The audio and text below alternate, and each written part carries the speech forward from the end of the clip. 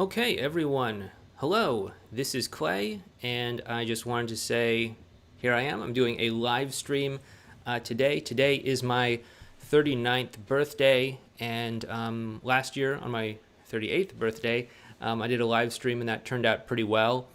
Seemed like a lot of people liked that, and even months later, people were listening to it and telling me about it. So I thought, hey, let's do it again. 39.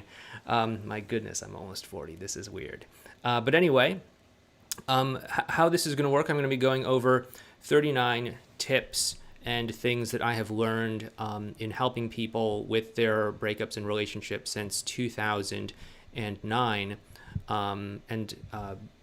Just so you know, if you do choose to leave a super chat, my understanding is that I am obligated to respond to it. However, my point in doing all of this is not to just get super chats or anything like that.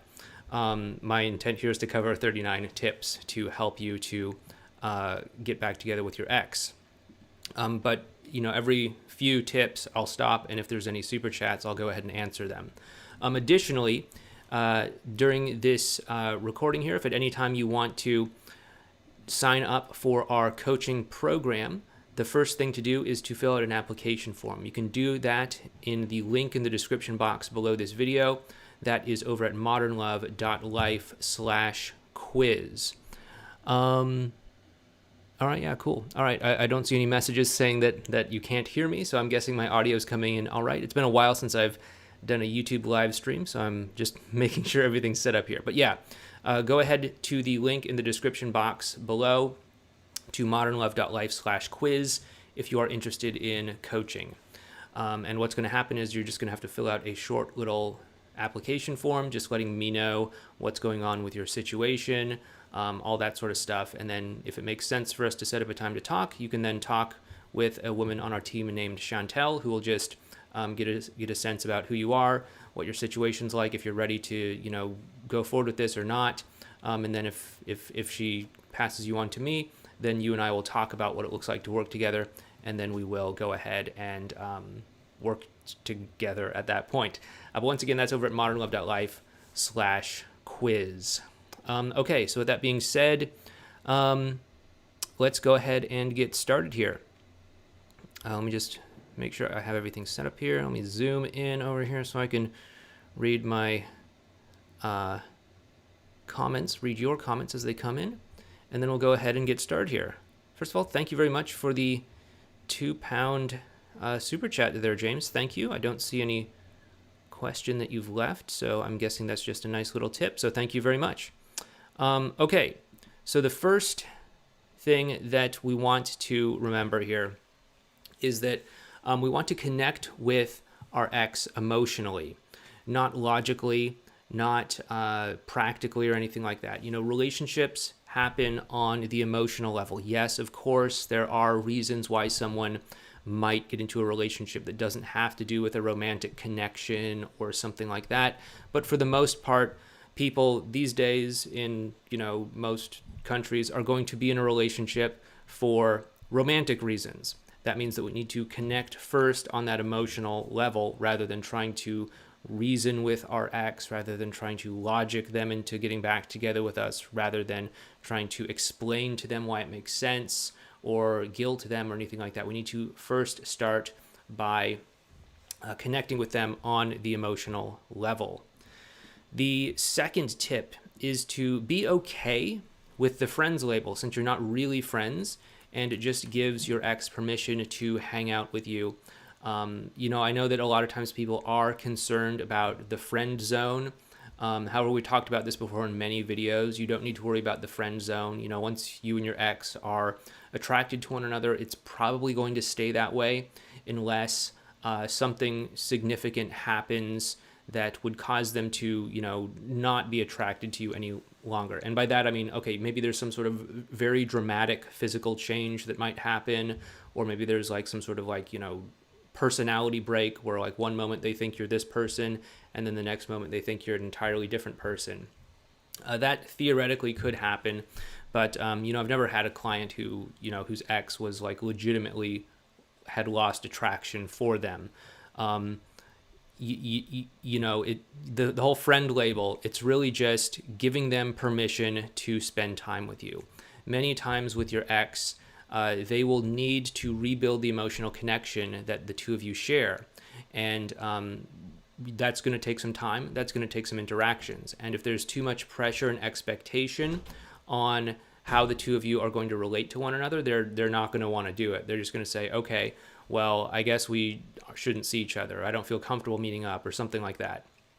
And if you can decrease that level of pressure and expectation by saying, hey, let's not force anything that's not there. Let's just agree to be friends for the time being, or something like that. That can relieve the pressure so that they actually give themselves permission to spend time with you and to interact with you. Okay. Next up, we have bet on yourself in a big way. Most people who want their ex back spend too much time betting against themselves and worrying if their situation is hopeless or if the odds are in their favor or not. Instead, bet on yourself, be your own biggest ally, and go for what you want. Don't worry about the odds.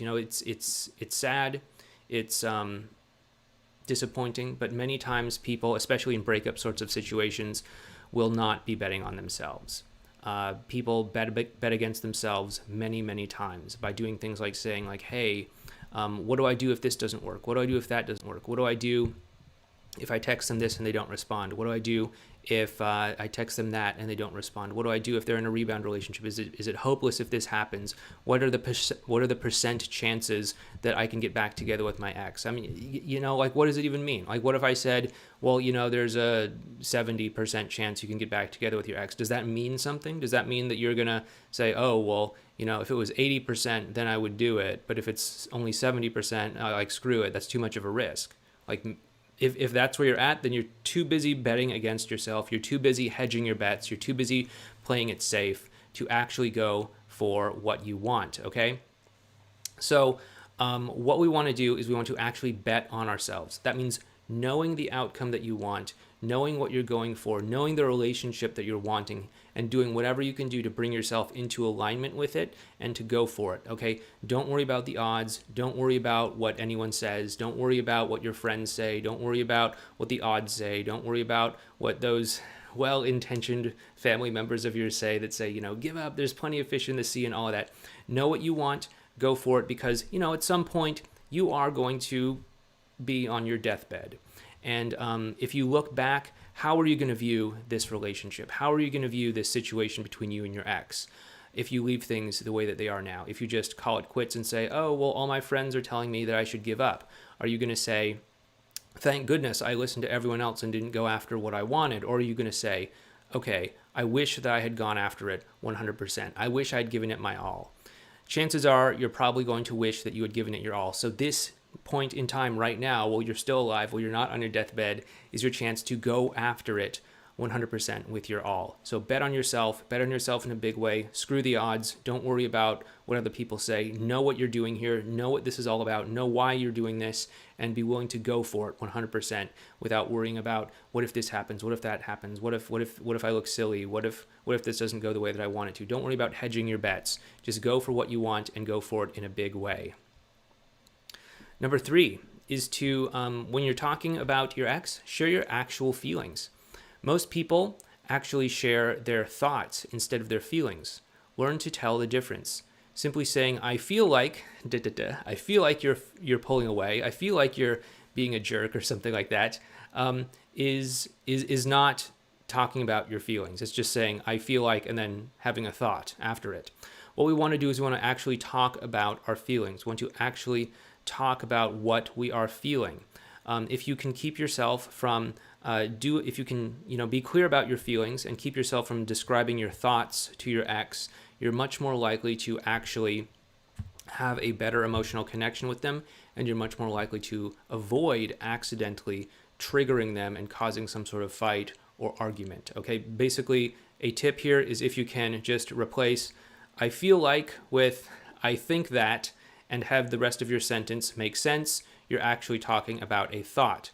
Whereas if you're saying something like, I feel sad, you can't just say, I think sad. That's an actual feeling, okay? So I feel sad is an actual feeling, but I feel like, you're abandoning me is actually a thought, because you can just simply say, I think that you're abandoning me. So we want to know the difference, and we want to get used to actually sharing our emotions rather than our thoughts, okay? The next thing we want to cover here is number 5, and that is that learn to be emotionally okay with what is happening. You don't have to roll over and play dead or anything like that, but the more you can be emotionally okay with what's happening, and the more that you can step into that, the better things are going to be. The more you emotionally resist what is actually happening, the more suffering you are creating for yourself, and the more difficult you are making it to be moving forward. So, when I say accept, I'm not just saying to just blindly say yes to whatever your ex is saying or doing or whatever, right? What I'm saying is to get real with reality rather than resisting reality. Okay, many times people going through breakups will say, oh no, this happened, I can't accept it, I'll never be able to live with this isn't okay, I have to push against it, I have to push back against it, and all of that. And you can do that, that's fine, but it's just going to result in more emotional suffering for you down the road.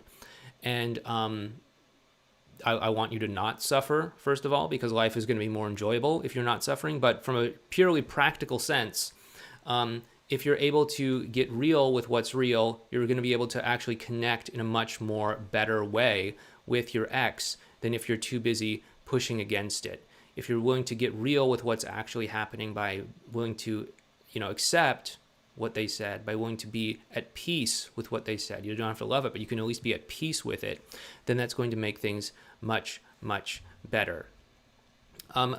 Tip number 6 is to turn off your BS machine. So what is the BS machine?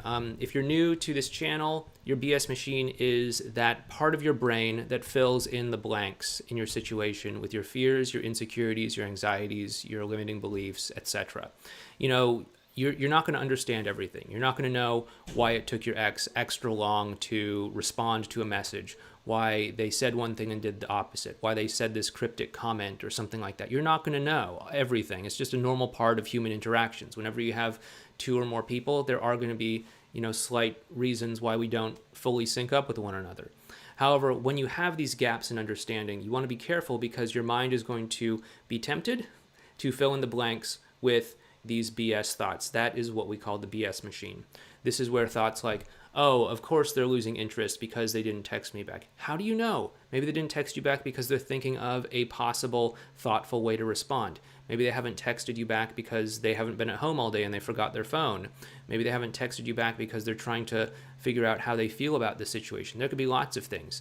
Why are we jumping to the conclusion that they're losing interest? Chances are it's probably just a fear, insecurity, anxiety, or something like that that's rushing in to fill in the blanks.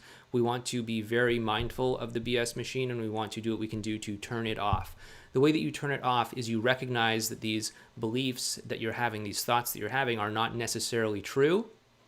And by taking a step back and saying like, okay, I don't necessarily know why they didn't text me back. Maybe they're losing interest. Maybe they're just thinking about things. Maybe they forgot their phone at home today. Maybe they're having a personal emergency today or something like that. The truth is, I don't know. I'm going to suspend judgment, and I'm just going to move forward and go after what I want. Again, bet on myself rather than bet against myself, okay? Point number 7, tip number 7 is we want to decrease our ex's emotional reactance. So the more your ex thinks that you have a hidden agenda, that is to say, of getting back together, of trying to force them into a relationship that they don't want or something like that, the more hesitant they will be about interacting with you. If you can decrease that emotional reactance, that resistance per se, and actually get them to just connect with you on an emotional level, the better things are going to be. Again, like I said, tip number 1 in all of this is to prioritize the emotional connection between you and your ex. If you can prioritize the emotional connection between you and your ex, then that is really all you need to do. Make connecting with your ex the most important thing, because I can promise you it is the most important thing. And, in case you were wondering, this emotional reactance thing, it's where the whole 5 stages of getting back together with your ex falls on. If you have very elevated levels of emotional reactance, that is the wall of reactance. A little bit less than that, we have the test drive stage. A little bit less than that, we have riding the dragon. A little bit less than that, we have the crisis point. And a little bit less than that, we have new beginnings. That's how all of that fits together. Tip number 8 is to focus on the process, not the outcome. We're focusing emotionally on connecting, focusing on the emotional connection. Okay.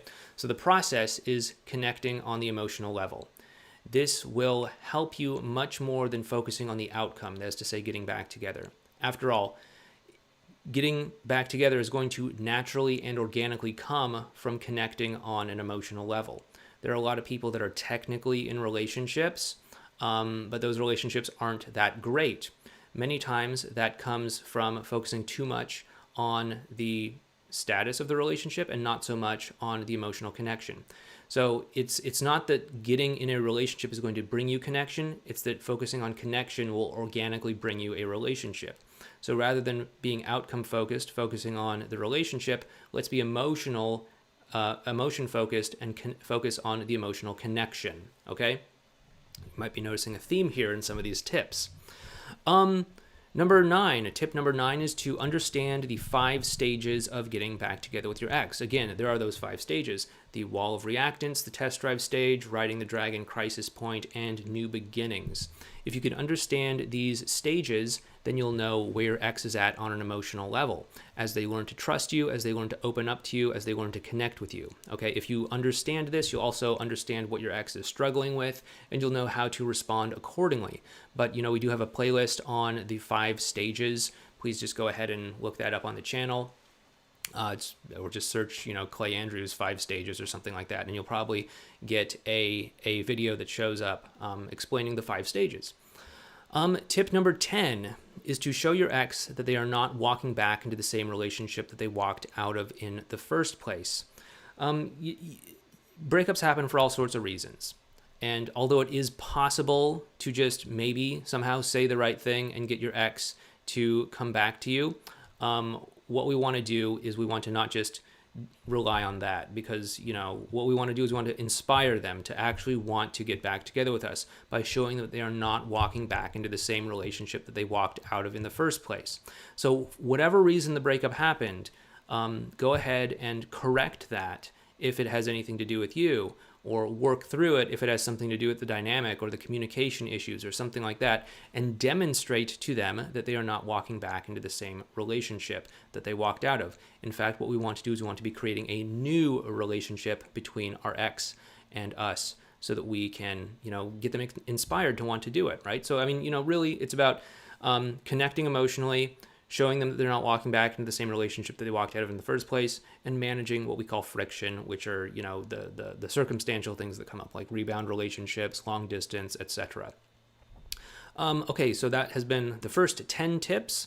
Let's take a quick break. And once again, I just wanted to remind you that if you want to get coaching from us, you can go over to modernlove.life/quiz. There is a link in the description box for this video as well. Just fill out that application form, and we'll go ahead and take things from there. But that's where you can get coaching. If you want some help with your relationship, is over at modernlove.life/quiz. With that being said, I also want to check in and see if we have any super chats. I think I saw a few roll by. Okay, there's the one from James from earlier. Okay, we have one from Angie. Angie says, "Happy birthday." Well, thank you very much. My ex broke up with the Rebound and unblocked me, and he is trying to get in contact with me. What should I do? Should I trust him again? Okay, at this point, I would start by asking yourself, do you want to be in contact with your ex? Take a look at what you want for yourself, what you want in a partner, what you want in a relationship. Go ahead and get clear on that. Go ahead and find clarity on what you're looking for, and then take an honest look at your ex. Does he have the capability? Is he able or willing to be that partner for you? Is he able or willing to be that man for you, that bring that relationship to you? If he is, and you want to be in contact with him, awesome. Go ahead and talk to him. Go ahead and see where that leads you. But if he doesn't match up with that, then that's totally okay. You don't have to be in a relationship with him. You can just say, hey, thank you, but I've decided I need a different type of partner in my life. Excuse me, I think I have to sneeze. Maybe not. Okay, I'm okay for now. But what we want to do is constantly be knowing what we're moving towards in a relationship. Why are we doing this in the first place? For a lot of folks out there, it's not going to be enough to just say like, here I am, I'm single, I'm tired of being single, let me find someone to be in a relationship with. But it's about actually enrolling someone into a great experience. What is that great experience? What is that great relationship? Do you have a vision for it? If you do, does your ex match up to that person that you want to be in a relationship with? Does your ex match up to that relationship that you want to experience? If they do, awesome. If not, that is okay. But just understand, the more time you spend with someone that doesn't match that vision for what you want, the less time and the less space you have in your life to welcome in the right person who could be that great partner. So once again, thank you very much for the super chat there, Angie. Let's see. We also got one from James. Looks like it's just a little sticker that says keep going. Thank you very much for the encouragement there, James. Okay. And yeah, once again, if you're interested in coaching, please head on over to modernlove.life/quiz, and you can fill out the application form there. Okay, picking up where we left off after that brief intermission. Tip number 11 is be willing to initiate and take more than 50% of the initiation up front.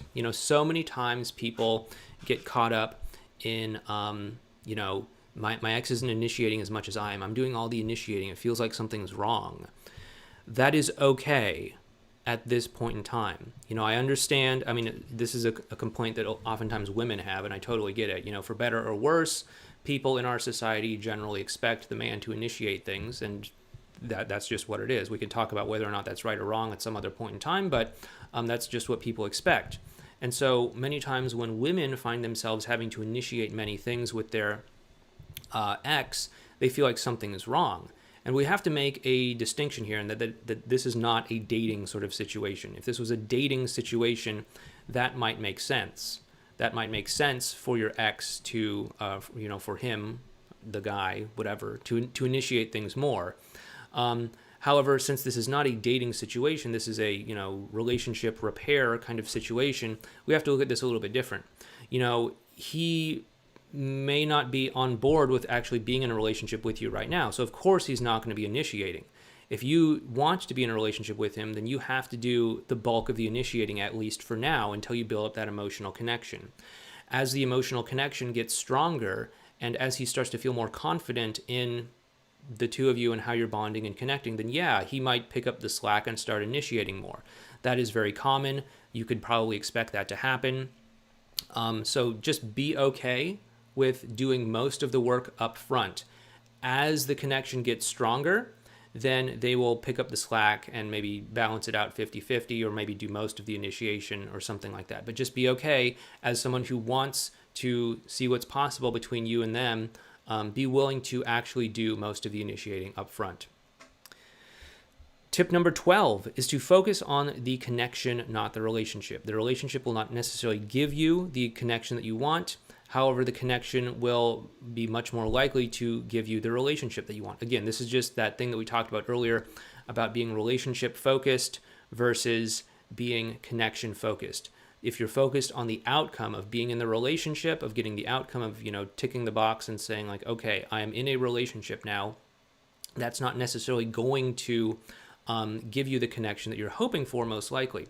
Most of the times when I talk to people like, why do you want to even be in this relationship in the first place? It's because, we were so connected. We had this great bond and all that stuff. Okay, great.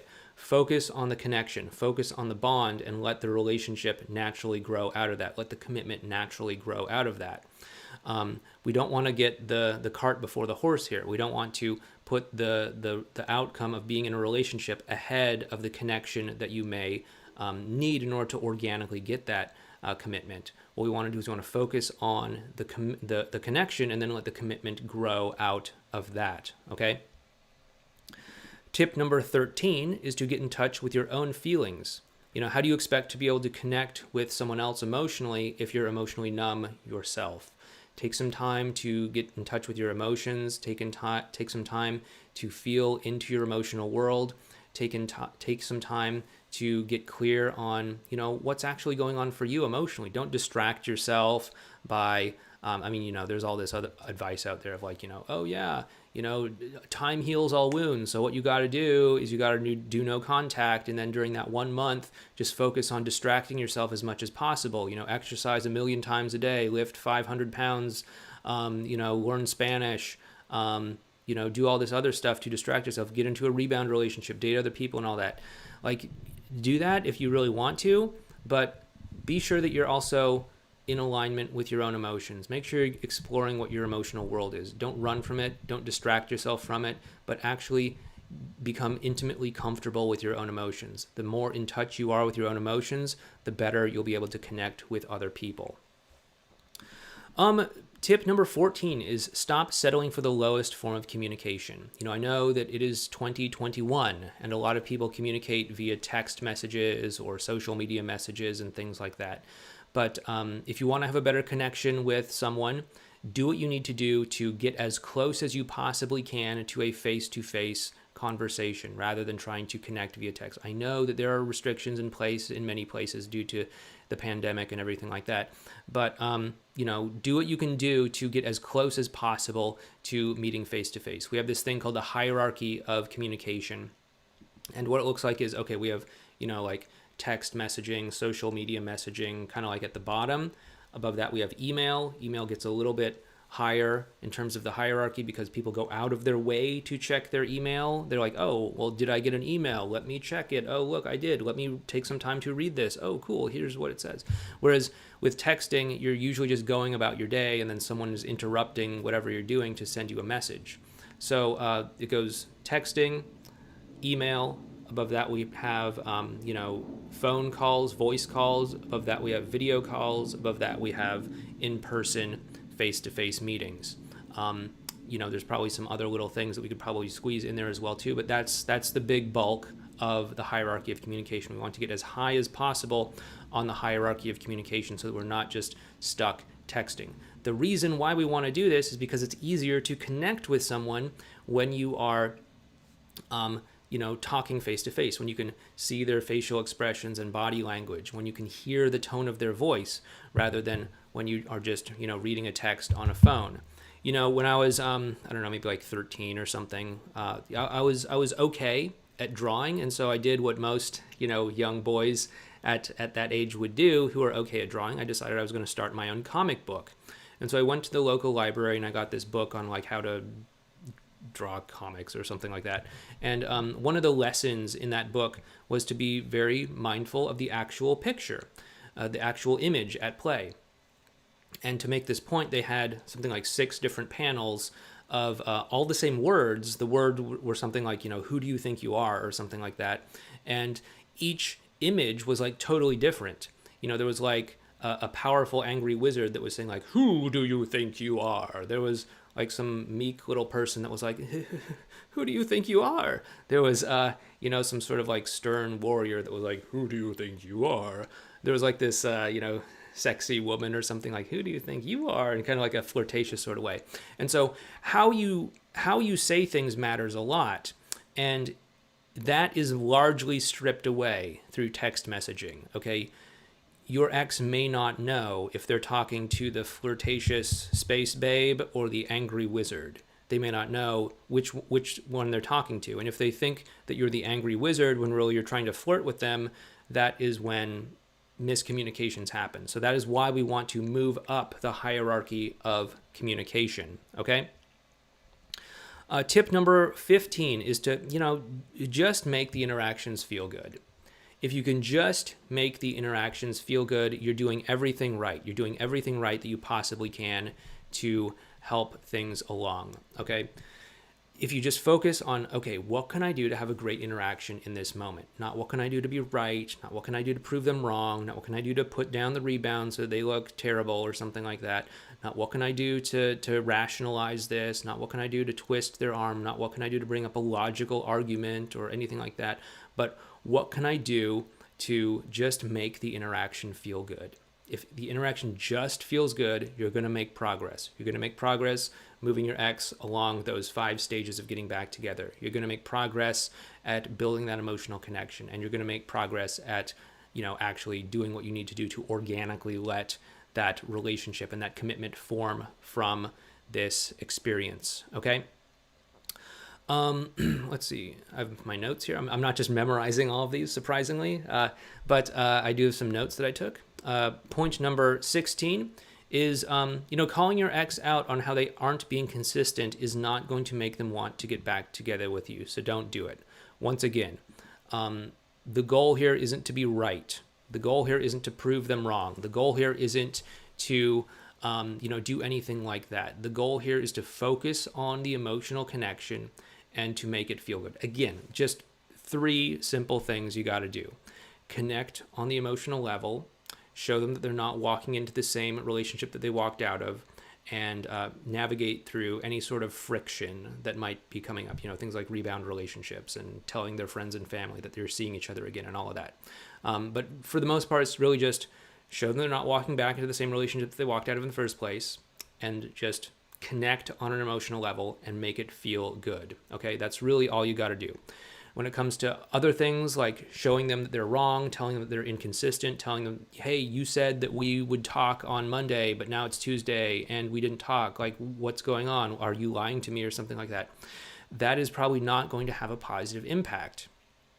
So what we want to do is we want to just simply focus on the emotional connection. Okay.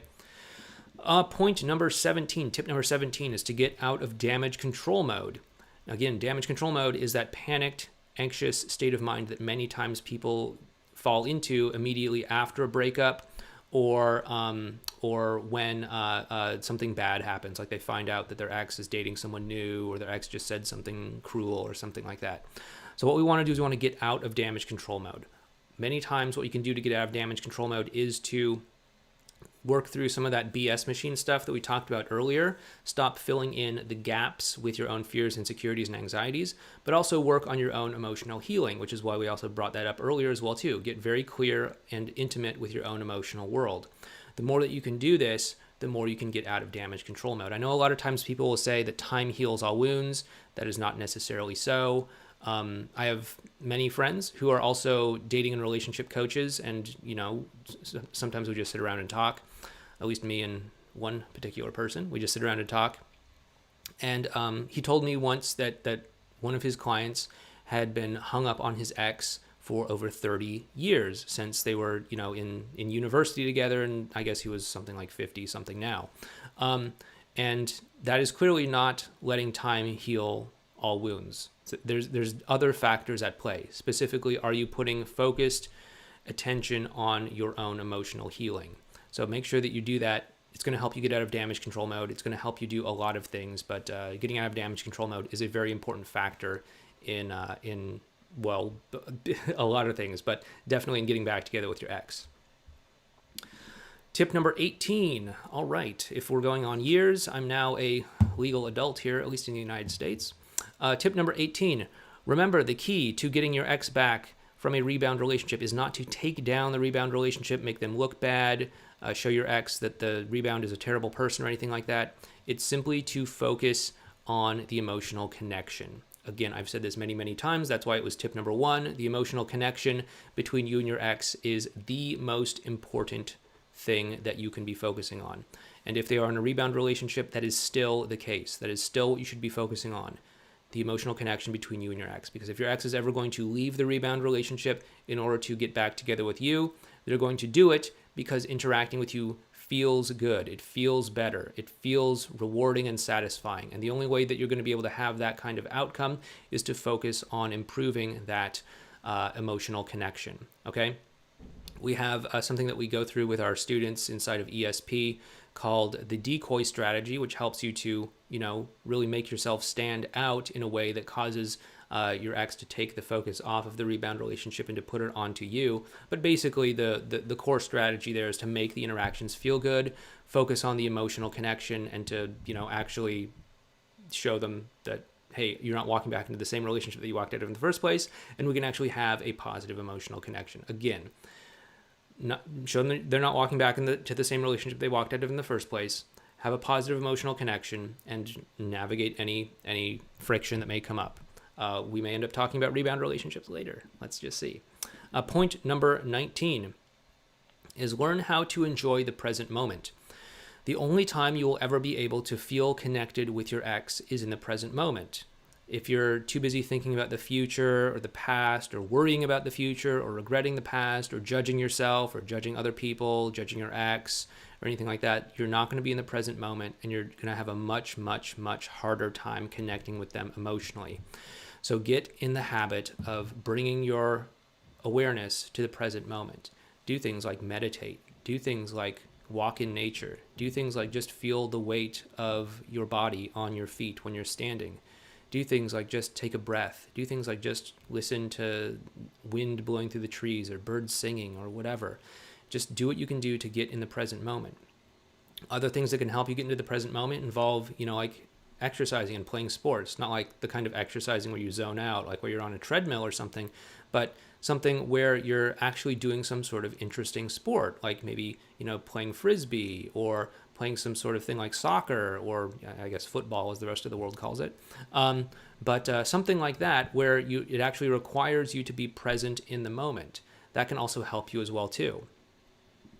Tip number 20 is to say what you really want without backpedaling or beating your chest. You don't need to worry about what others think. Just follow your own values and standards. So many times after a breakup, people will have a response that we call collapse. They'll beg and plead, they'll apologize a million times, they'll text a million times, etc. This kind of falls into the category of collapsing. Okay, this is basically you saying like, hey, I'm willing to be a doormat. Just go ahead and do whatever you need. I'm willing to give you whatever you want, as long as you're happy, so that we can get back together. Obviously, that doesn't work. I think many of you have figured this out by now. And this causes a lot of people to go the complete polar opposite direction, which is to posture. That is to act like you're disinterested, act like you don't care, act as if you're some sort of, if you're a guy, some sort of macho bad boy kind of thing, or another form of this might take is like pretending that you're always happy. Hey, I'm always happy. But basically posturing is when you take a certain part of your emotional world, a certain part of your feelings, a certain part of your personality, and you say, okay, this part is off limits. I'm not allowed to feel this way, and I'm allowed to have this very narrow, constricted band of emotional experiences, whatever that might be. And that's not healthy. That's not great. That's not going to lead to a great emotional connection. So what we want to do is we want to not play this game of trying to manage anxiety by either collapsing or posturing. But what we want to do is we want to just stay grounded and rooted in what is true for us, what we want, where we want to go, why we're doing all of this, what's important to us in life, both in terms of a relationship and in terms of other areas as well too, and then act in integrity with those values. If you do that, sometimes it might look like you're posturing. Sometimes it might look like you're collapsing. But are you going to give a shit? No. Wait, I'm not sure if I'm supposed to say that. Sorry, YouTube. But are you going to give a darn? That sounds really watered down. Are you going to give a dang? A damn? Maybe I can say that? Probably not, because you're going to be too busy going after the life that you want. And so what we want to do is we want to stay focused on what we want and go after it, and not worry about how we're looking, not worry about whether we're posturing or collapsing, not worrying about whether or not we're falling into any of those categories, but simply just live into our own values. Okay, let's take another quick break. Once again, if you are interested in coaching, please head on over to modernlove.life/quiz. There is a link in the description box below this video. You can also just click on that link. That will take you to a survey where we just ask you a couple questions about your situation. And if it makes sense for us to work together, we can take things from there. But just go ahead and head on over to modernlove.life/quiz if you are interested in our coaching program. But anyway, let's also check in and see if we have any super chats that we need to discuss. Once again, my intention here is not to just make money from super chats. My intention here is to go over 39 tips to help you get your ex back. But people, will leave super chats when you do a live stream. So my understanding is I'm morally obligated by the code of the internet to respond to super chats. So that being said, let's see. Ball says, happy birthday. Thank you very much for the super chat. I don't see a question, but thank you very much. James says, my ex says that she could see that I'm changing. We are talking. It does feel like we have a connection sometimes. I just don't know where to go from here. Okay, so she sees that you're changing. You do have a connection sometimes, but you don't know where to go from here. Okay, so what's happening is that she's still learning to trust these changes that you're making. Okay, so if you look at the 5 stages your ex goes through in getting back together, they're really a journey of trust. Your ex is learning to trust that you are the person that you're showing up as. They're learning to trust themselves to open up to you. They're learning to trust themselves to see you as a serious romantic prospect. Just a minute, I gotta take a sip of water here. And this may take some time. This takes consistency. So you have to continue to demonstrate through consistency that these changes you're making are legit, because otherwise your ex might just think, oh, this is just you on your best behavior. This is just you trying to impress me. This is just you trying to win me back, or whatever the case might be. But if we can demonstrate to them that this is a consistent thing, then eventually there's going to be a switch that flips inside of them, and they're going to get it. And they're going to say, oh, I get it. This is just how James is. At first, maybe I thought it was a gimmick that he was picking up, or I thought it was just him on a good day, or I thought it was just him on his best behavior or something. But this is just who he is. I get it. He was this way when we broke up, and now he made some changes, and now he's this other way. So it's going to take a little bit of time and consistency. Additionally, what you're going to want to do is you're going to want to occasionally gently press on the edges of your comfort zone. People sort of have a general comfort zone of what they feel comfortable doing with one another. That's fine if you're getting your needs met. However, if you're in some sort of comfort zone and what you want is outside of that comfort zone, then you're going to have to gently press against that comfort zone until you actually start to get some concrete resistance, okay? So that is to say, all right, we need to find out where she's at. So maybe you need to just push that comfort zone a little bit. I don't know what that comfort zone looks like right now, but if, for example, maybe the two of you are not flirting, maybe just try flirting a little bit. If the two of you are talking, but you're not getting down to the emotional level, start talking and pulling her down to the emotional level through a lot of the stuff that we've talked about, like conversation deepening questions, reward and relates, getting into rapport, all that sort of stuff. And that can help you as well too. But when you do start to get a little bit of resistance, that's going to tell you what you need to focus on. If you get resistance around the flirting thing, maybe that says, okay, maybe there's too much pressure and expectation. Maybe I need to decrease the pressure and expectations so that she doesn't feel like she needs to see me in a romantic light, and she gives herself permission to connect with me in a deeper level. So maybe what I do is I decrease that expectation by saying like, hey, let's not force anything that's not there. Let's just agree to be friends for the time being. Are you cool with that? And that allows her to give herself permission to interact with you. Again, you don't have to worry about the friend thing. We've talked about that already on this video. But if you can give her permission to continue to interact with you, then you can start to move things forward from there. If that point of resistance is something else, like maybe she doesn't feel comfortable talking about emotional things, then that's something else that we need to talk about. Like, okay, maybe that requires then the curious stance, and then you just turn it around and give it back to her.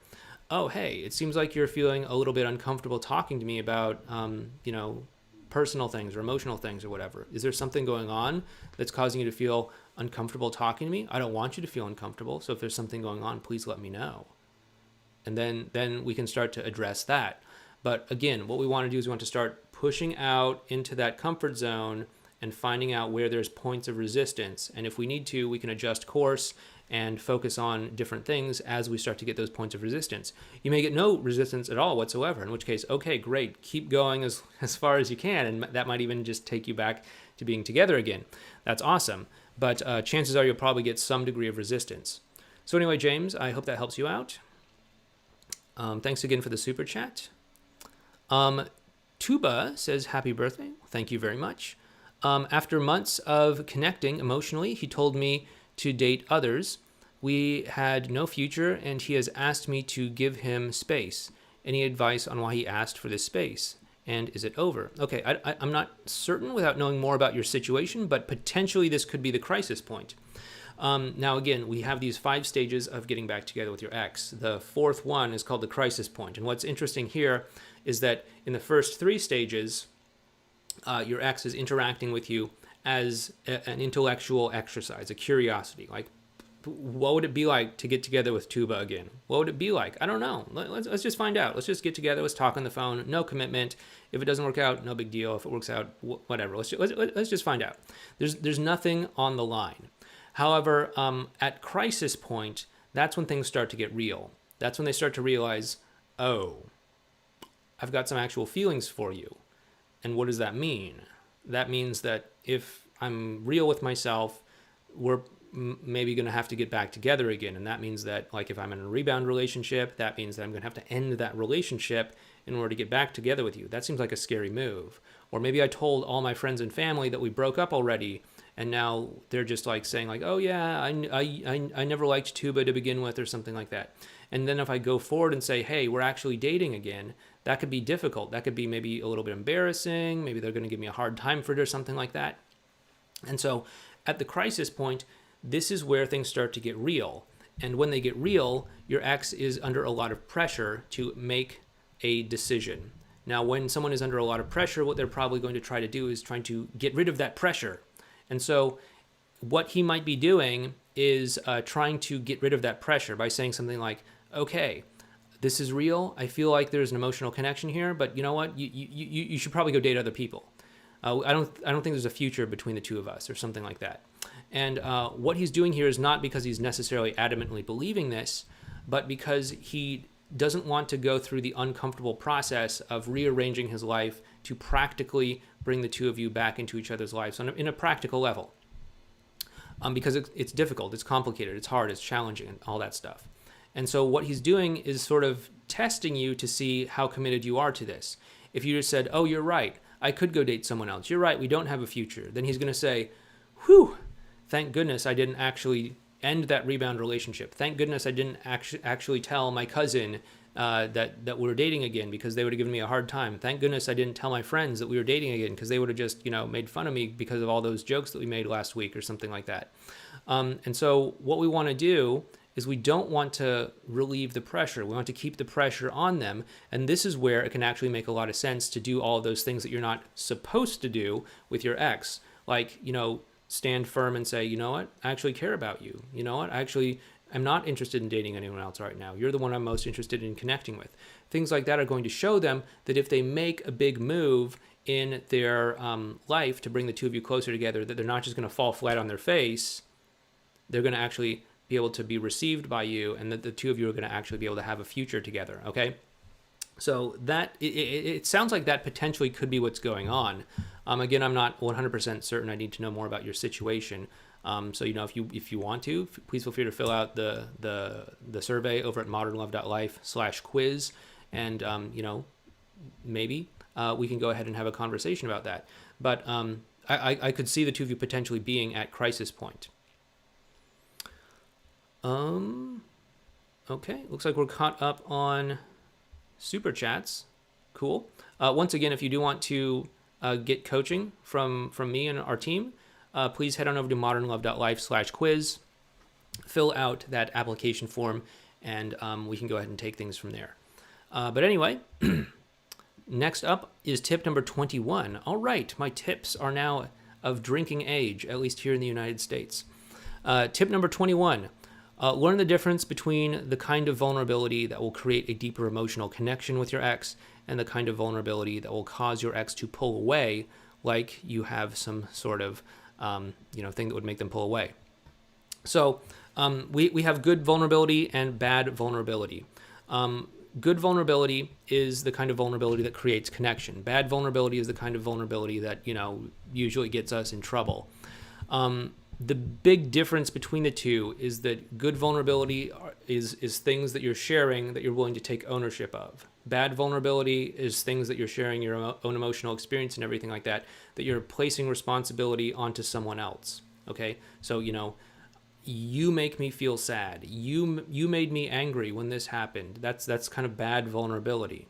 But good vulnerability is expressing it in a way where you're willing to take responsibility from it. Like, oh, when you said this, I thought that, and that caused me to feel sad. When you did this, I ended up thinking that, and that caused me to feel a little bit frustrated with things.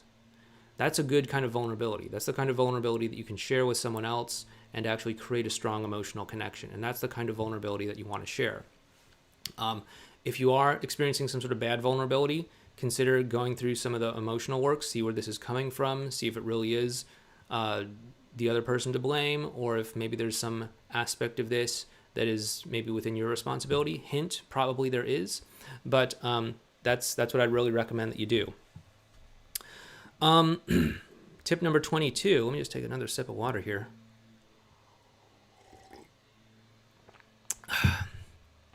You know, talking so much kind of gets to your voice. Tip number 22. Remember that you are interacting with a human being who feels the same human emotions that you feel, and, use that knowledge to make connecting easier. So many times we look to our ex to be the keeper of our happiness, the decision maker who has the fate of our happiness in their hands. And we don't want to put them on a pedestal, obviously. I think many other people have talked about this in the dating world. But we want to actually see them as a human being. We want to see them as someone just like us, who's experiencing the full range of human emotions, including hopes and fears and frustrations and dreams and desires and things that make them feel anxious and things that make them feel angry and things that make them feel all sorts of things in between. One thing that all of us human beings have in common is that we have all, at one point or other, probably felt all the same emotions. Yes, the circumstances may have been different, but we've probably all felt the same emotions at one point or other. And the more that you can remember that, the more you're able to connect with someone else in a meaningful way, rather than just looking at them as a man or a woman or your ex or someone that you want to get with or someone who's the most beautiful or attractive person in the world or something like that. If you start to look at people as this sort of other, then you're going to create more separation and it's going to be harder to connect with them emotionally. That's one reason why I don't generally like relationship advice that says like, okay, you want to talk to a man, therefore you need to know the secret language of men, the secret psychology of men, and like men are some sort of like alien species that you need to study in order to understand because they're so different from women or something like that. Or vice versa, women have this secret language that they use, and if you can only just tap into it, then you'll be able to understand women's reasoning or something like that. Sure, there might be energetic differences between men and women, masculinity and femininity, but at the end of the day, we're all humans and we all have the same emotional experience. And if you can just remember that, then you're going to be able to create a much stronger emotional connection. So that is what we want to do. We want to remember that our ex or our partner is a human being. And as a human being, they're going to have a wide range of emotions. And if we can just connect with them on those emotions, then that's going to form that emotional connection. Again, 3 simple steps. Show them they're not walking back into the same relationship that they walked out of in the first place. Connect with them on the emotional level and navigate through friction. Okay? And all that is really all you need to do in order to get back together with your ex. Okay, let's move on. Tip number 23. Remember that the first contact you have with your ex is only there to open the door. It is not there to do 100% of the work in getting you and them back together again. So many times people will be out of contact with their ex for a while. Maybe they're doing no contact. Maybe, they heard about something on some other YouTube channel that says, you always have to do no contact all of the time, 100% of the time. Just do it. And so they've decided to do no contact. I do believe that there is a time and place for no contact. I don't believe that it makes sense to do no contact all the time. But, for whatever reason, maybe you just have been out of contact with your ex for a while. When you get back in contact with them, oftentimes people feel like they need to put a lot into that initial message. In fact, they many times feel like they need to make that first message do all the work of saving the relationship. It's not going to do it, most likely. What you want to do is look at it as like, okay, we're just trying to move the needle here. Can we go from not being in contact to being in contact? If we do, then that is a win. After we're in contact, then we can make that contact into a good connection. After we're in a good connection, we can make that more consistent. After we do that, then we can actually, get back together. But we have to look at this in terms of different steps. We don't just need to make this one text message or this one email or this one phone call or whatever do all the work of getting back together. That's too much pressure on you. That's too much pressure on the interaction. That's too much pressure in general. So let's just focus on the connection, one thing at a time, one step at a time. Tip number 24 is the more you sweat in training, the less you bleed in battle. In our work, we talk about different skills that you can work on and that you can develop. We call these advanced relational skills. These will help you connect. These will help you to form an emotional connection. These will help you to bring yourself to the interactions in the best possible way. You want to actually cultivate these advanced relational skills. Okay, I know it's really easy to get caught up and say, like, what do I text next? What do I text? Help, I'm in damage control mode. What do I text next? But that's not going to help you very much, because that might help you get from where you are to the next problem that you have. But if you're at the next problem and you still don't know what to do, like, where are we going here? What's going on? And so what we want to do is we want to actually work on some of these deeper skills so that we have the flexibility and ability to show up as the person that we want to show up as when the inevitable uncertain moments start to show up in our lives. That is to say, there are going to be unpredictable things that happen between you and your ex. There will be unpredictable things that you never saw coming. Weird phone calls that they give you in the middle of the night saying, like, help, I need something. And then when you try to call them back, they don't answer. And then they just, like, never talk about that again. Or like weird conversations where they just throw something at you out of nowhere. This kind of stuff can and does happen very often. And if you're not in a place where you're rooted in your own way of being and how you're impacting other people through, like, advanced relational skills or through your ability to connect emotionally, etc., you may end up turning these opportunities for connection into not so great moments. So what we want to do is we want to train, cultivate these advanced relational skills, practice them regularly so that they become second nature to us. Because again, the more you sweat in training, the less you bleed in battle. Tip number 25. I see we've got a few super chats rolling in. Do not worry, I will answer those as soon as we get to our next break after tip number 30. But tip number 25 is playing hard to get only shifts the focus off of you and the emotional connection between you and your ex and onto the challenge of the chase. Once your ex catches you, or once the chase is over, they will lose interest because the whole thing was just simply about playing hard to get and not about the actual feelings of love, affection, connection, etc. So what we want to make sure that we're doing is we're playing the right game and not setting ourselves up to win a stupid game. As they say, play stupid games, win stupid prizes. So that's why we don't recommend playing mind games or playing hard to get or anything like that. Obviously, it's okay if you genuinely are hard to get, if you genuinely are busy with things, or if you genuinely do have, other people vying for your romantic interest. But I would not recommend that you fake this, that you make it artificial or something like that, because again, if it's not real, it's going to show through in some way at some point in some place in the future. So again, don't play hard to get. Keep the focus on the emotional connection. Remember, point number 1 in all of this, tip number 1, is to just focus on the emotional connection. It is the most important thing you can focus on. So if you just focus on the emotional connection, everything else will fall into place. Okay. Oops. Where am I? Okay, there's my notes. Tip number 26.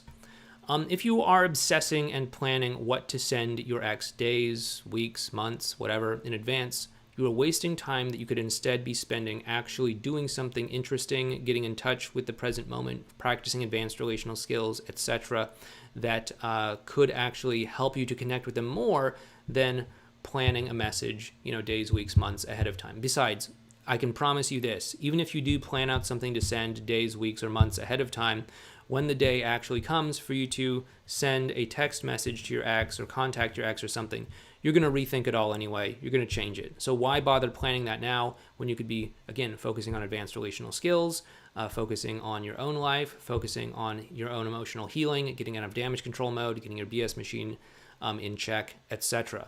Focus on yourself when you are in no contact, or as we call it, active no contact rather than passive no contact.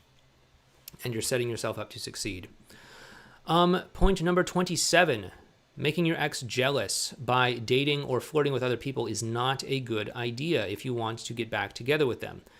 You can date other people if you want to, but you have to be aware of the consequences and the possible side effects. If you date other people, you may send a message to them that, you're not interested in connecting with them, that you are moving on, and that they should too. And if that is something that you want to send to them, then sure, by all means, go ahead and date other people. But if that's not a message you want to send to them, then you might want to think twice about that. So, and it's also, not very cool, because then you're using these other people as a sort of pawn in your game. You're using them as some sort of, thing to boost your self-esteem, as some sort of tool to make your ex jealous or something like that. And that's not cool to other people who might genuinely like you and might genuinely be interested in having a relationship with you. And then, those people will end up talking to me, and they'll be like, how come they never liked me in the first place? Or why don't they respond to me? And it's like, well, maybe they were just trying to use you to get to their ex or something. I'm sorry to say it. But don't do that. It's not cool. It's not good karma, I guess. Point number 28, tip number 28 is to calibrate to where your ex is at emotionally before you ask anything major of them. You always want to meet them where they are at. So again, ideally you'll be in a state of rapport when you have a major, intense emotional conversation with your ex.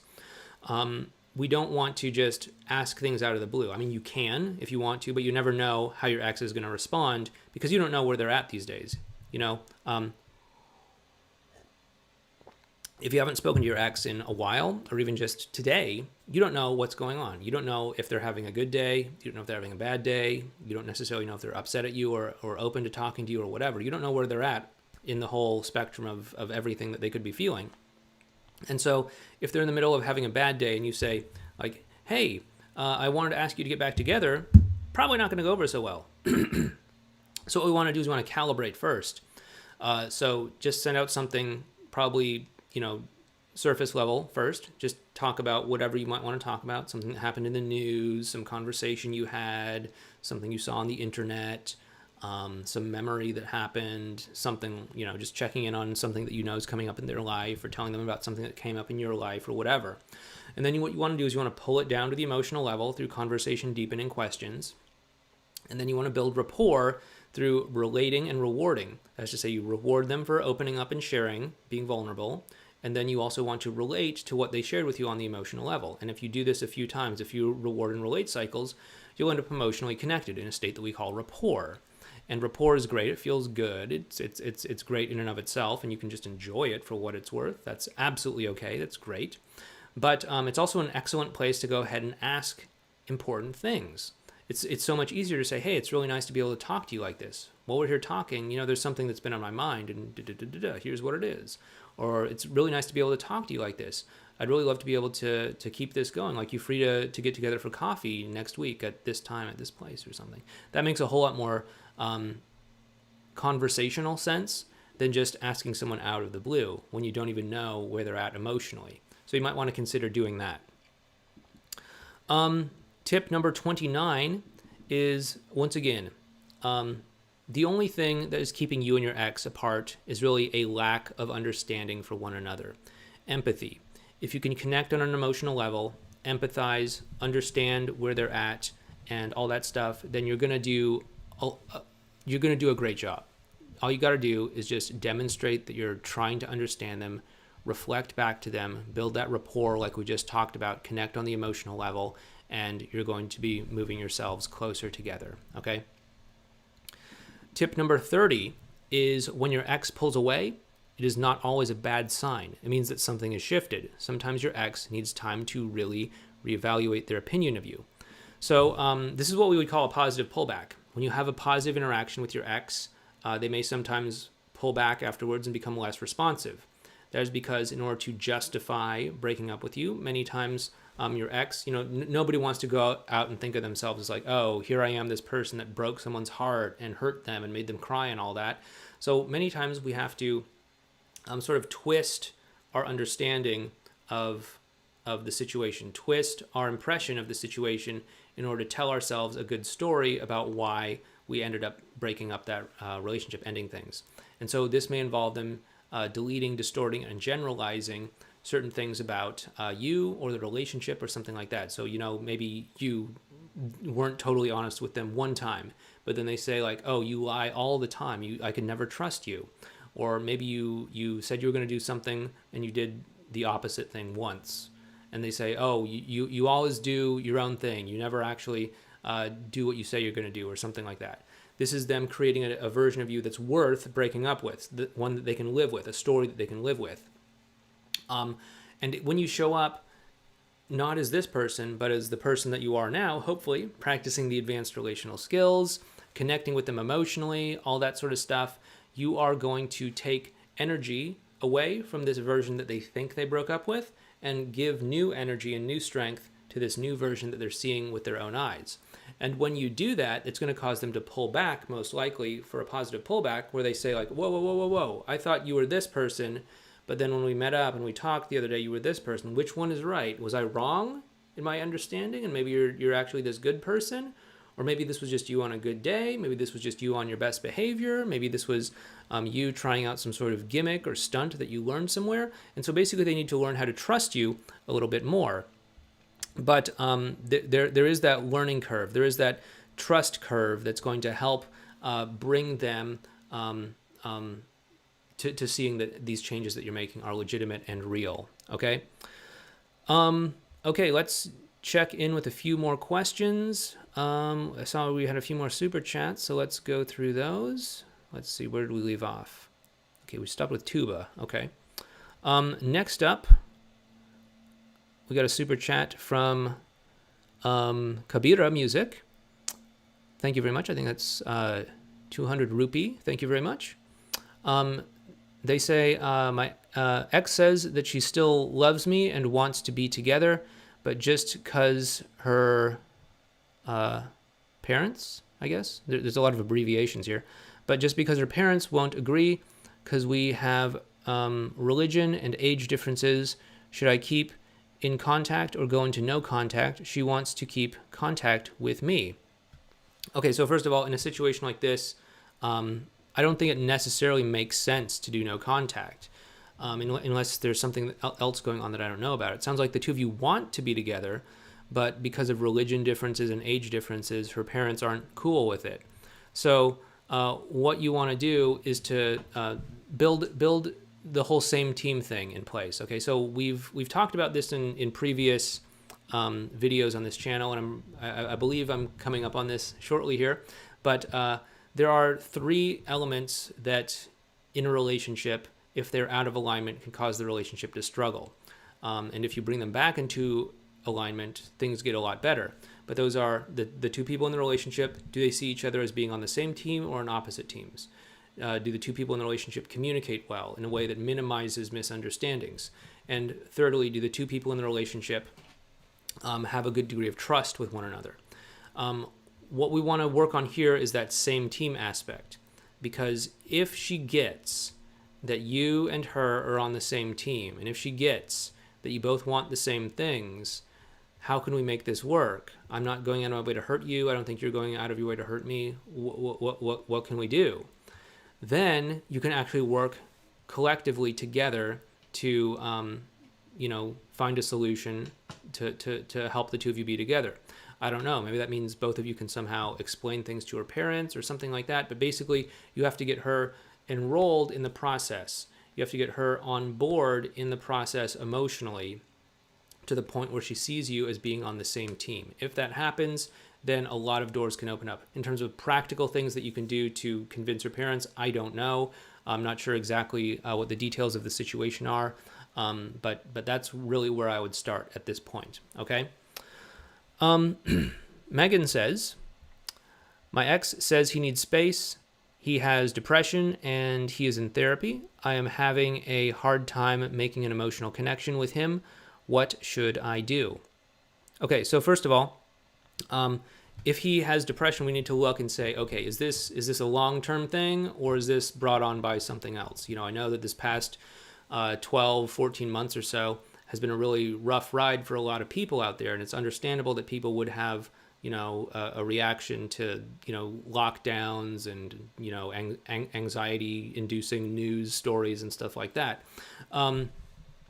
So it's totally understandable if it's like a short-term kind of thing that's just, brought on by recent events or something. Additionally, people can have challenges in their own personal lives that don't revolve around global issues.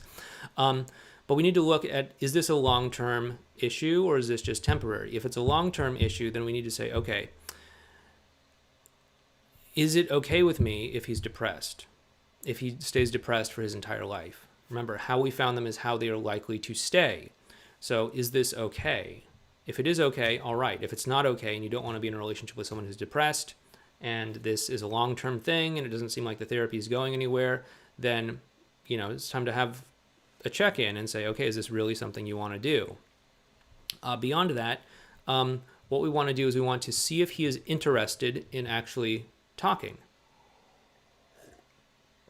If he's not interested in actually talking, it says like he is asking for space, then what we want to do is we want to start with the curious stance, get genuinely curious and say something like, oh, hey, it seems like you're feeling uncomfortable interacting with me right now.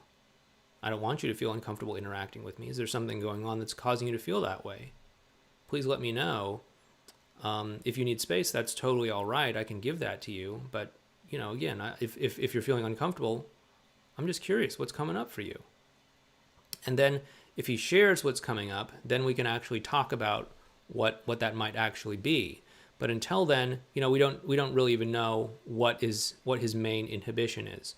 Is he concerned that he might hurt you? Is he concerned that you might hurt him? Is he concerned that he's not going to live up to expectations? Is he concerned that, maybe he's just generally depressed in life. Maybe he has low self-esteem. Maybe he doesn't feel like he brings much to the table. There could be so many things going on there, but until we actually get to the root of the issue, then it's going to be hard to actually move forward here. So start with a curious stance, ask questions, turn around, and give it back to him to answer. That's what I'd recommend for you. Okay, Megan? So hope that helps you out. Kabira Music follows up by saying, she contacted me today on my birthday. Oh, is it your birthday as well? Today's my birthday as well, too. Happy birthday to us, I guess. Anyway, she contacted me today on my birthday and wanted to talk. She said she missed me and sorry if she hurt me, but she is glad that her first relationship was with me. Why has she grown or where she has grown as a person? I'm sorry, there's a lot of abbreviations here. It's hard to read them. Okay, so basically, she contacted me today on your birthday, and she wanted to talk, and she said that she misses me and sorry if she hurt me before. She is glad that her first relationship was with me and she has grown as a person. It does sound like she really genuinely wants to connect with you and she genuinely wants to stay in contact with you. So as long as you're okay with that, as long as it's not agitating you in a negative way and you feel comfortable with it, sure, stay in contact, have that same team conversation like we just talked about. And, enroll her in figuring out a way to figure this out together. If she's on your side and if you're on her side, then you can do a lot more than if you both are just on opposite sides in this issue, okay? Okay, and then we're caught up with our current super chats.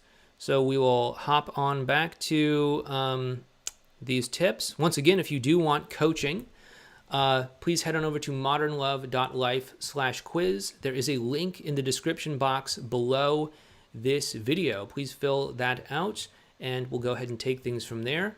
But if you're open to coaching, that's what you do.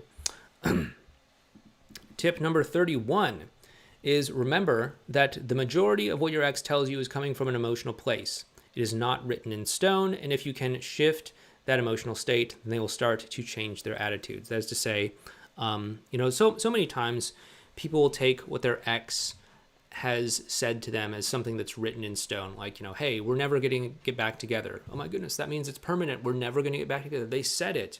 Or, it's going to take me a month to decide if there's any future between the two of us. Okay, It's going to take a month. It's going to take exactly 30 days from today. It's going to take until May 30th for you to make a decision. And then on May 30th, hey, it's been a month. Have you decided yet?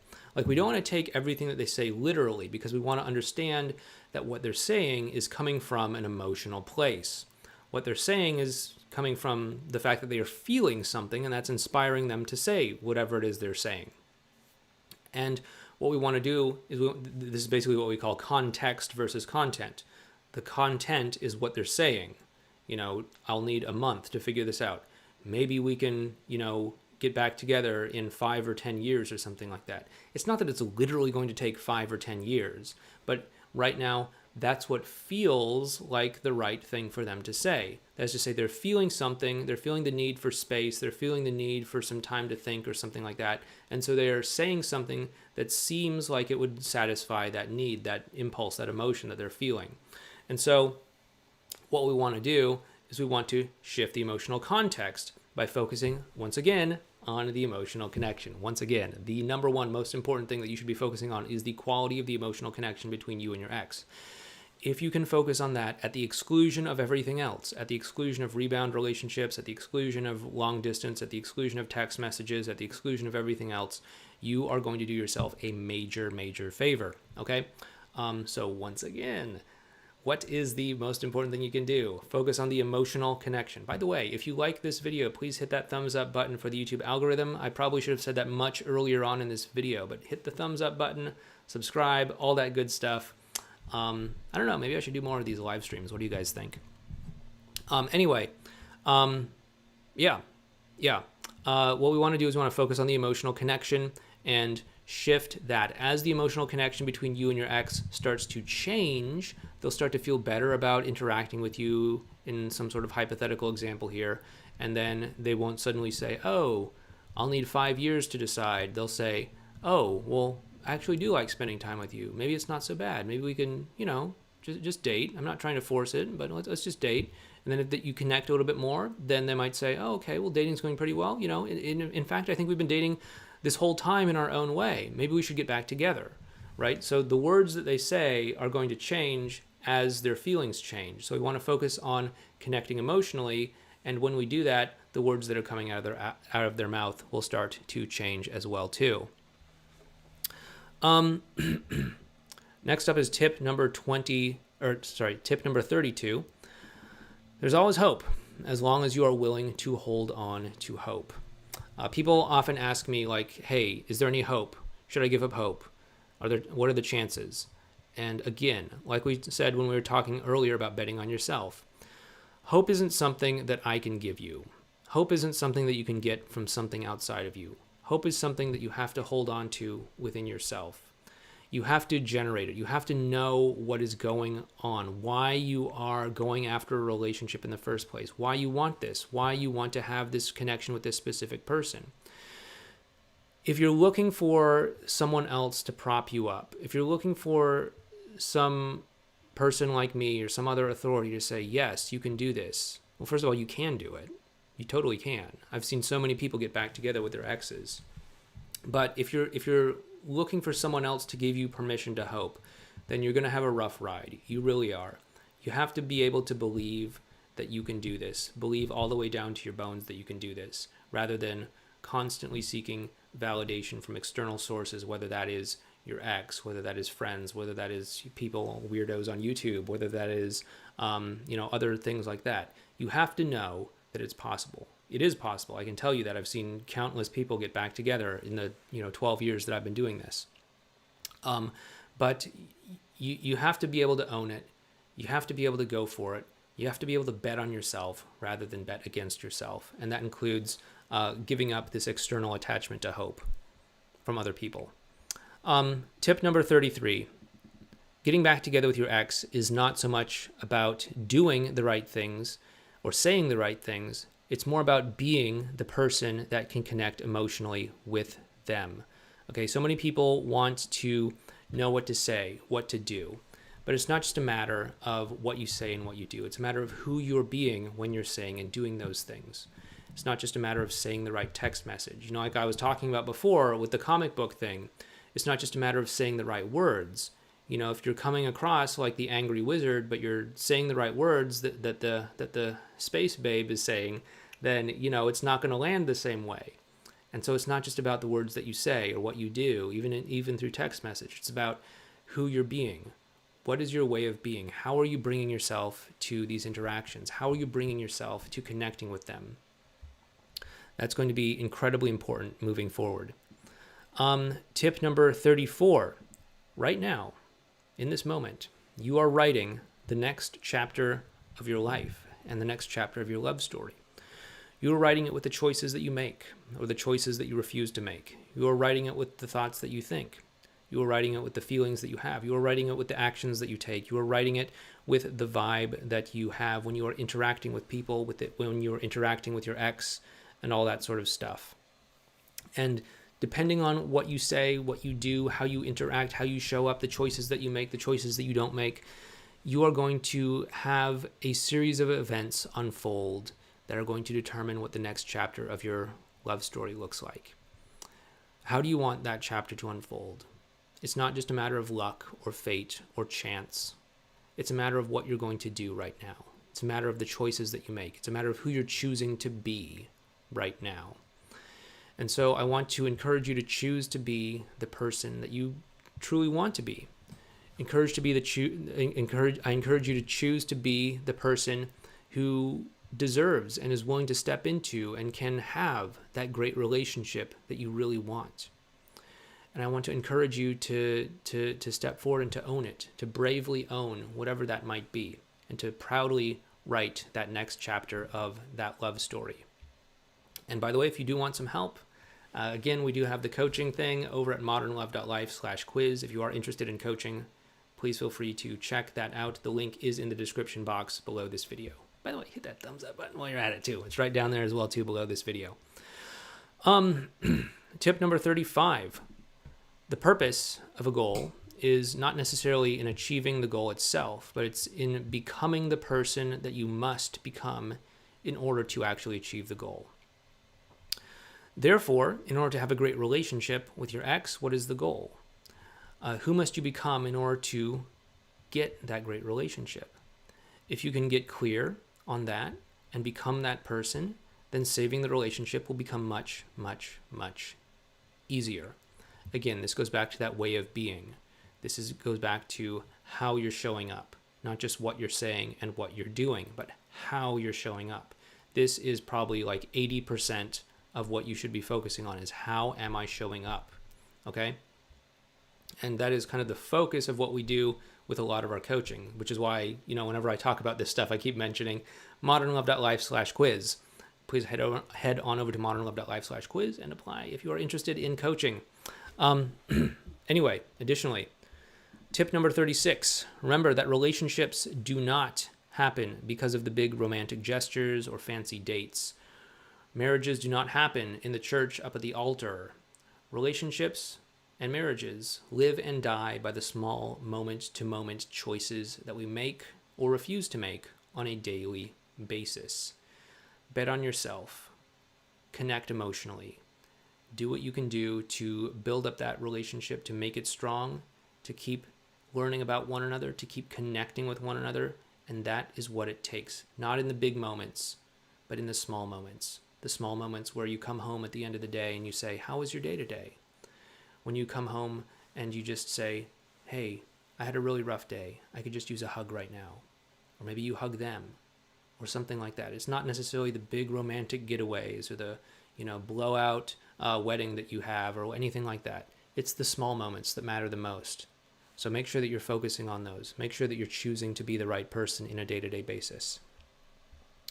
Tip number 37. When you get stuck, push the boundaries of that current dynamic, even if it's just a little bit. Sometimes you need to shake things up in order to make progress. I think when I was answering a question in the super chats, we went through and talked about, push that comfort zone until you get to the point of resistance, whether that's flirting or talking about things on an emotional level or something else. That's what I mean. You got to push the boundaries of the current dynamic, even if it's just a little bit, if you want to get unstuck. Sometimes you just need to push things until you hit the point of resistance, and that's going to tell you what you need to focus on. So make sure that you're continually doing that when it makes sense. Tip number 38 is that relationships are nothing more than agreements. And the most fundamental agreement in a strong relationship is that we are on the same team. If you can make sure that this is the cornerstone of your relationship, then you're going to set yourself up for success. Whether you are committed in a relationship, whether you're dating, whether you're confused, whether you're trying to get back together with your ex, whether you're trying to move on from your ex and date someone else, whether there's something else that's going on, if you can just agree that we're on the same team, we're not going out of our way to hurt one another, we have similar goals. If it ever seems like something weird is going on, it's probably a misunderstanding, and we just need to take a time out, and we just need to stop and check in with one another, then that is going to make things so much smoother moving forward, okay? So, if you get to the point where it makes sense, definitely have a same team conversation with your ex, with your partner, with anyone that you're dating or seeing. That sort of stuff can be immeasurably helpful, okay? And tip number 39, which brings me up to my current age, no matter what, remember that there is nothing wrong with you because you went through a breakup. There's nothing wrong with you because someone said no to being in a relationship with you. There's nothing wrong with you because you've had struggles, because maybe love hasn't been easy for you. You deserve to be loved for who you are, and I will always be on your side. You do deserve to be loved for who you are. No matter what other people have said, no matter what results you've had or haven't had in the past, you deserve love, and I will always be on your side. And if you want some help in this journey, once again, you can head on over to modernlove.life/quiz. There's once again a link down in the description box below this video. Feel free to fill that out if you'd like. And that concludes our 39 tips. Let's just go back once again and look at super chats. Looks like we have one super chat here. It is from Kabira Music again. She didn't want to be in a relationship with me since she doesn't want to hurt her parents. She is ready to regret all her life to lose me. So should I do no contact or talk? Okay, so when there is a strong emotional connection, but they're not making the choice because of family issues or because of something else, then you have to put the pressure on so that they can choose the path that they're going to take. Now, granted, it is a difficult choice, your family or this person that you love.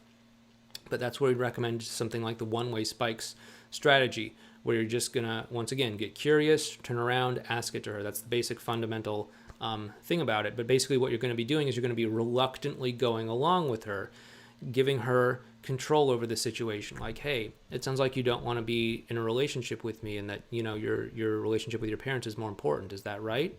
And then she has the opportunity to say, yes, that's right, or no, that's not right. And then if she says, yes, that's right, then you might say, okay, so you want me to just move on. Is that what you want me to do? I'd like to stay in connection with you because I have feelings for you, but if you really want me to move on, I can go and move on. Is that something that you want?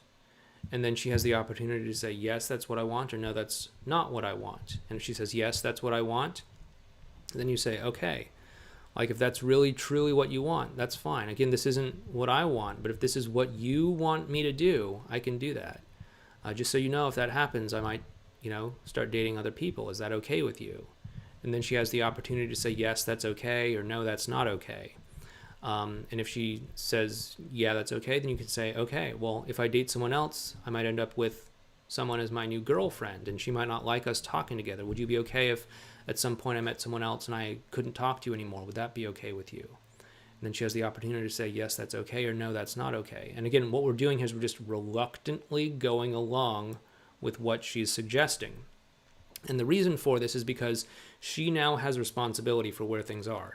She now has responsibility for the state of the current dynamic between the two of you. And if she does this, she then feels empowered to change it if she actually changes her mind. Because she has responsibility for it, she has the power to change it if she changes her mind. Additionally, she's also going to have to face this sort of deathbed sort of dilemma, where it's like, okay, if I reach the end of my life and I'm on my deathbed, am I going to look back at what happened between me and Kabira Music and say, okay, that's how it went, I'm totally at peace with it? Or am I going to say, what would it have been like if I just tried a little bit harder? What would it have been like if I just was willing to work things out? What would it have been like if we were just tried to figure out a way to make this happen?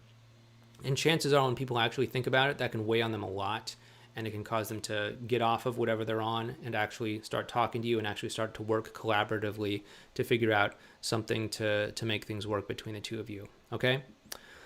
Okay, everyone, so that's that. Once again, if you like this video, please hit the thumbs up button for the YouTube algorithm. Subscribe. If you do want some coaching, if you do want some additional help with your situation, please head on over to modernlove.life/quiz. Fill out that application form, and we can go ahead and take things from there. We might jump on a call and just see if it's a good idea for us to work together. We'll get to know your situation, get to see where there might be some obstacles and roadblocks and all that. So just head on over to modernlove.life/quiz, fill it out. It's totally free, at least at this point anyway. If you do decide to get coaching from us, that wouldn't be free, but there's no cost to apply. So please feel free to jump on that if you're curious or interested. But once again, thank you so much. Please take care, and once again, please remember that you do deserve to be loved for who you are. There's nothing wrong with you, and as long as you are looking for it, we will always be here to help you. We will always be here to guide you, and we'll always be on your side. Thank you so much. Please take care, and who knows, maybe I'll do this again next year with 40 tips to get your ex back. Anyway, take care.